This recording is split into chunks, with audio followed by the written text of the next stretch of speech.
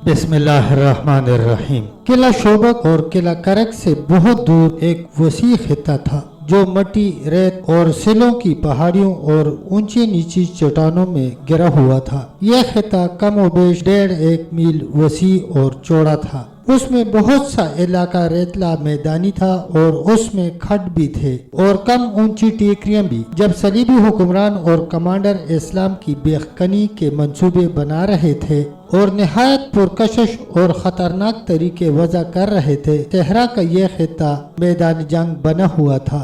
हजारों प्यादा अस्करी, घोड़सवार और शतुर सवार बाग दौड़ रहे थे। तलवारें और बर्छियों की अनियां चमक रही थी। घोड़ों और ऊंटों की दूर से गहरे बादलों की तरह आसमान की तरफ उठ रही थी। उस गर्द में बर्छियां भी उड़ रही थी। तीर भी प्यादा सिपाही घोड़ों से आगे निकल जाने की रफ्तार से दौड़ने की कोशिश कर रहे थे। एक पहाड़ी के दामन में आग के शोले उड़ते और पहाड़ी धुएं में गायब हो चुकी थी। सलाहुद्दीन अयूबी घोड़े पर सवार एक बुलंद चट्टान पर खड़ा ये नजारा अनहमाक से देख रहा था। वो बहुत देर से इस मैदान के इर्द गिर्द की चट्टानों पर घूम रहा था। उसके साथ उसके 2 नायब भी थे। मैं आपको यकीन दिला सकता हूँ कि जिस रफ्तार से सिखलाई हो रही है, नए सिपाही चंद दिनों में तजुर्बाकार हो जाएंगे। एक नायब ने कहा, आपने जिन सवारों को वो इतना चौड़ा खट फलांगते हुए देखा,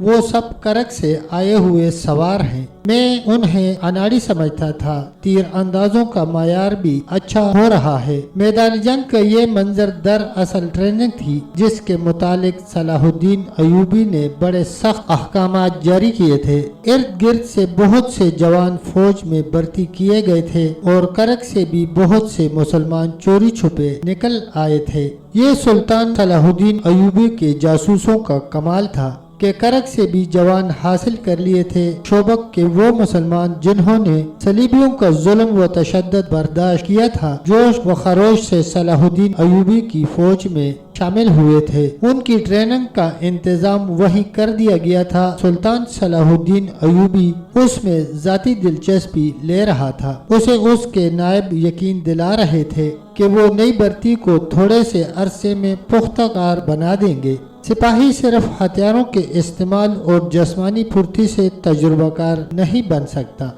सुल्तान सलाहुद्दीन अयूबी ने कहा, अकल और जज्बे का इस्तेमाल जरूरी है। मुझे ऐसी फौज की जरूरत नहीं जो अंधाधुंध दुश्मन पर चढ़ दौड़े और सिर्फ हलाक करे। मुझे ऐसी फौज चाहिए जिसे मालूम हो कि उसका दुश्मन कौन है और उसके अज़ाइम क्या हैं। मेरी फौज को इल्म होना चाहिए कि ये खुदा की फौज है और खुदा की राह में लड़ रही है। जोश व खरोश जो मैं देख रहा हूँ बहुत जरूरी है, मगर मकसद वाज़ेह न हो, अपनी हैसियत वाज़ेह न हो तो ये जोश जल्दी ठंडा पड़ जाता है। इन्हें बताओ और ज़हन नशीन कराओ कि हम फ़लस्तीन क्यों लेना चाहते हैं। इन्हें बताओ कि गद्दारी कितना बड़ा जुर्म है। इन्हें समझाओ कि तुम सिर्फ फ़लस्तीन के लिए नहीं बल्कि इस्लाम के तहफ़्फ़ुज़ और फ़रोग़ के लिए लड़ रहे हो और तुम आने वाली नस्लों के वकार के लिए लड़ रहे हो। अमली सिखलाई के बाद उन्हें वाज दो और उन पर उनकी कौमी अजमत वाज़ेह करो। हर शाम उन्हें वाज दिए जाते हैं। सालार आजम एक नायब ने कहा, हम इन्हें सिर्फ दरिंदे और वहशी नहीं बना रहे और ये ख्याल रखो कि इनके दिलों में कौम की वो बेटियां नकश कर दो जो कुफार के हाथों अगवा और बेआबरू हुई हैं और हो रही हैं। सुल्तान अयूबी ने कहा, इन्हें कुरान पाक के वो वर्क याद दिलाते रहना जिन्हें सलीबियों ने पांव तले मसला था और इन्हें वो मस्जिदें याद दिलाते रहना जिनमें कुफार ने घोड़े और मवेशी बंधे थे और बांध रहे हैं। बेटी की इज्जत और मस्जिद का एहतराम मुसलमान की अजमत के निशान होते हैं। दोस्तों, अगर आपने अभी तक हमारे चैनल को सब्सक्राइब नहीं किया है तो बराए मेहरबानी चैनल को सब्सक्राइब कर लें ताकि हमारी हर नई आने वाली वीडियो आप तक बर वक्त पहुंच सके। शुक्रिया।